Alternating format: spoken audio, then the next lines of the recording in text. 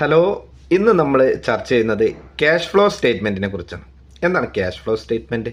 നമ്മുടെ ആ വേർഡിൽ തന്നെ ഉണ്ട് ക്യാഷിൻ്റെ ഫ്ലോ. അതായത് ക്യാഷിൻ്റെ ഇൻഫ്ലോ ഉണ്ട്, ക്യാഷിൻ്റെ ഔട്ട്ഫ്ലോ ഉണ്ട്.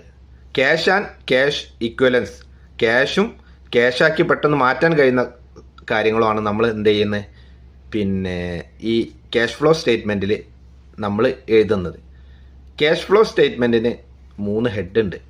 അതായത് cash flow from operating activities, cash flow from investing activities, cash flow from financing activities. ഇങ്ങനെ 3 ഹെഡ് ഉണ്ട്. അത് നമുക്ക് 3 ഹെഡും വെവ്വേറെ പഠിക്കാം. എങ്ങനെ അതിന് രണ്ടിനും ഇൻഫ്ലോ ഉണ്ട്, ഔട്ട്ഫ്ലോ ഉണ്ട്. ഇപ്പോൾ ഓപ്പറേറ്റിംഗ് ആക്ടിവിറ്റീസിന് ഇൻഫ്ലോ ഉണ്ട്, ഔട്ട്ഫ്ലോ ഉണ്ട്.